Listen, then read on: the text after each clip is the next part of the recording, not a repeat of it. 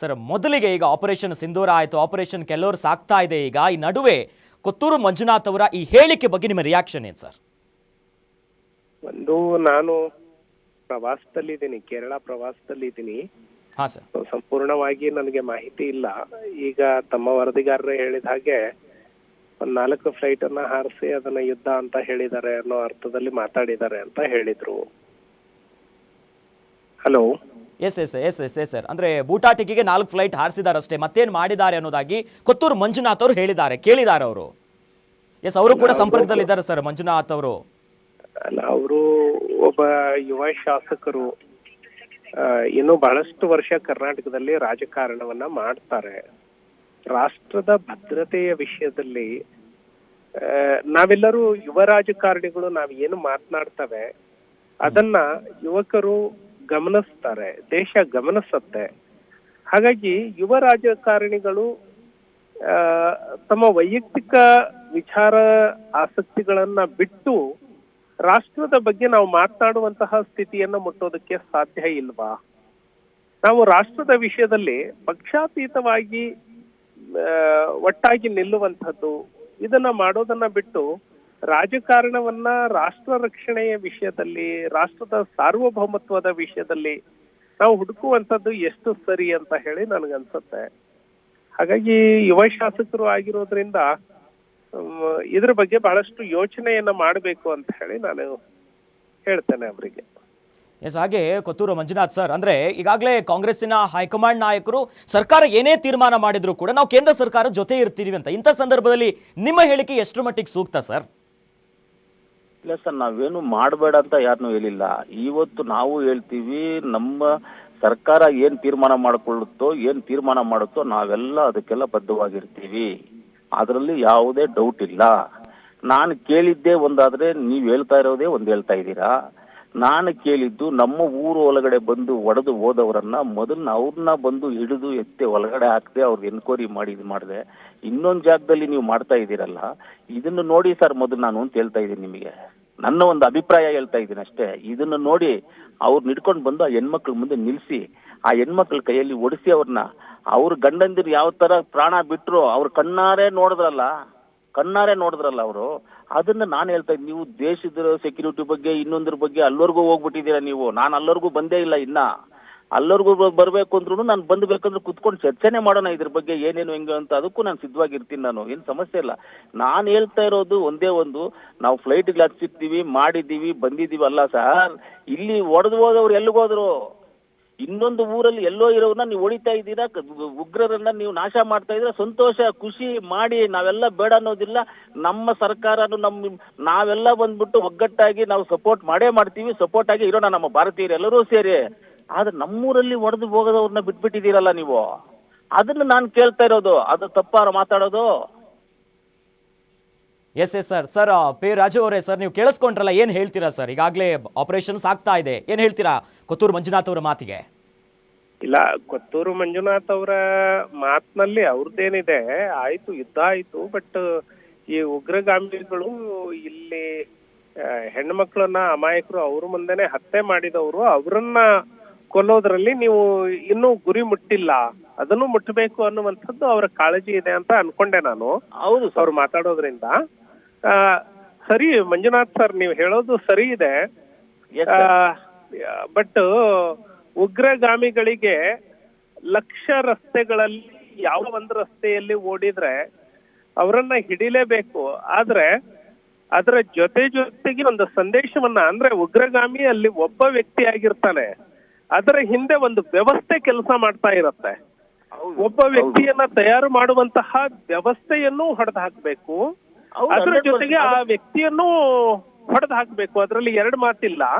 ಆ ವ್ಯಕ್ತಿಯನ್ನ ಹಿಡಿಯುವಂತಹ ಪ್ರಯತ್ನ ನಿರಂತರವಾಗಿ ನಡೀತಾ ಇದೆ. ಒಬ್ಬ ಉಗ್ರಗಾಮಿ ಹತಾನಾಗಿದ್ದಾನೆ. ಈಗ ಆಲ್ರೆಡಿ ಸರ್ಕಾರ ಘೋಷಣೆ ಮಾಡಿಬಿಟ್ಟಿದೆ, ಮಾಹಿತಿ ಕೊಟ್ಟವರಿಗೆ 20 ಲಕ್ಷದವರೆಗೆ ಬಹುಮಾನ ಅಂತ ಘೋಷಣೆ ಮಾಡಿದೆ. ಸರ್, ಒಂದೇ ಒಂದು ಸೆಕೆಂಡ್. ಆ ಉಗ್ರಗಾಮಿಗಳಿಗೆ ಮಾಹಿತಿ ಕೊಟ್ಟವರಿಗೆ 20 ಲಕ್ಷ ಅಂತ ಸರ್ಕಾರ ಘೋಷಣೆ ಮಾಡಿದೆ. ಆ ಉಗ್ರಗಾಮಿಗಳನ್ನ ಗುರುತಿಟ್ಟು ಇವರೇ ಉಗ್ರಗಾಮಿಗಳು ಅಂತ ಯಾರಾದ್ರೂ ಮಾಹಿತಿ ಕೊಟ್ರೆ ನಾನು ಒಬ್ಬೊಬ್ಬರಿಗೆ 25 ಲಕ್ಷ ಕೊಡ್ತೀನಿ. ಆ ಉಗ್ರಗಾಮಿಗಳನ್ನ ಹಿಡ್ಕೊಟ್ಟವ್ರಿಗೆ. ನನ್ನ ವೈಯಕ್ತಿಕವಾಗಿ ಕೊಡ್ತೀನಿ ನಾನು. ನಮ್ಮ ದೇಶಕ್ಕೋಸ್ಕರ, ನಮ್ಮ ಹೆಣ್ಮಕ್ಳು ಅರಿಶಿನ ಕುಂಕುಮ ಅಳಿಸಿರೋಕ್ಕೋಸ್ಕರ ಆ ಉಗ್ರಗಾಮಿಗಳನ್ನ ಹಿಡ್ಕೊಟ್ಟವ್ರಿಗೆ ನಾನು 25 ಲಕ್ಷ ಕೊಡ್ತೀನಿ. ಎಸ್, ಈ ರೀತಿ ಭಾವನೆ ಬರಬೇಕು ಅನ್ನೋದೇ ಮಾಧ್ಯಮದವ್ರದ್ದು ಇರೋದು.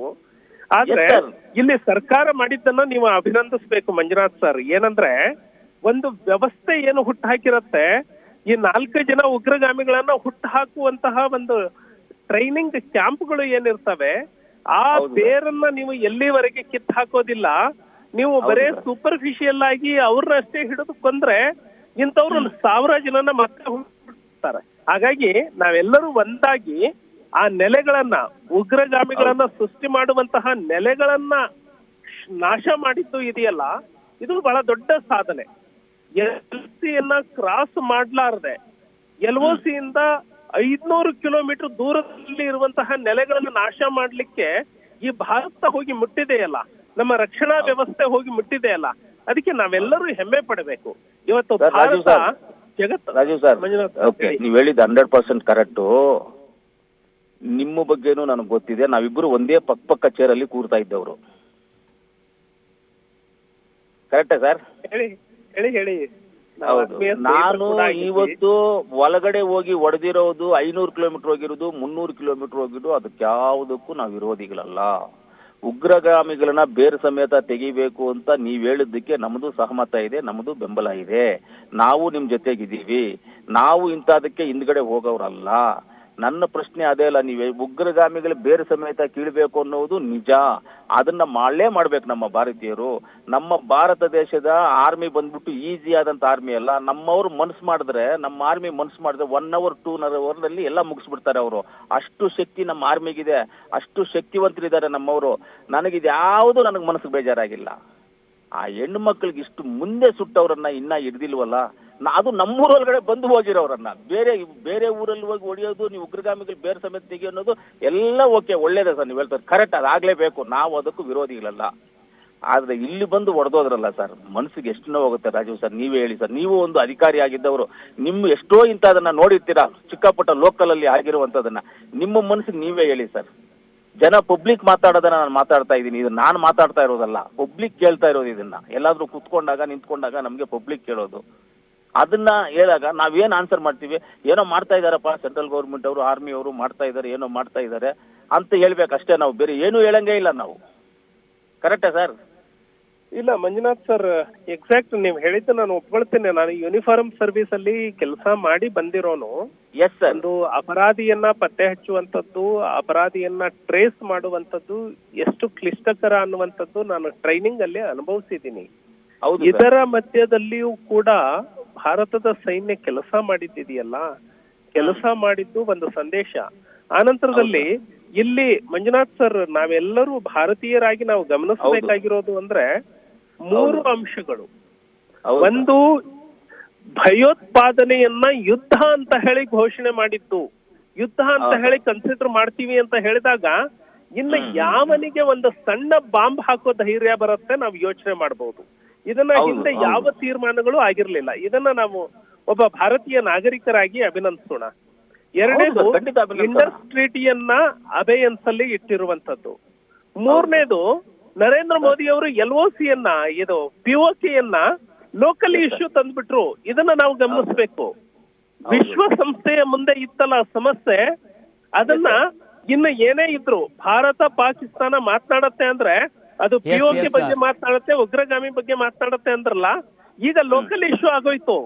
ಅಂದ್ರೆ ನರೇಂದ್ರ ಮೋದಿ ಅವರು ಜಗತ್ತಿನ ಮುಂದೆ ಬೇರೆ ರಾಷ್ಟ್ರಗಳಿಗೆ ಹೇಳ್ಬಿಟ್ರು, ಇನ್ನು ನಮ್ಮ ಮಧ್ಯದಲ್ಲಿ ಬೇರೆ ರಾಷ್ಟ್ರಗಳು ಬರಬಾರ್ದು ಅಂತ.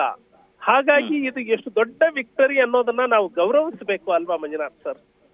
ಸರ್, ವಿಕ್ಟರಿಯನ್ನ ಗೌರವಿಸೋದು ಎಲ್ಲಾದು ಯಾವುದು ಅದರ ಬಗ್ಗೆ ನಾನು ಮಾತಾಡಿಲ್ಲ.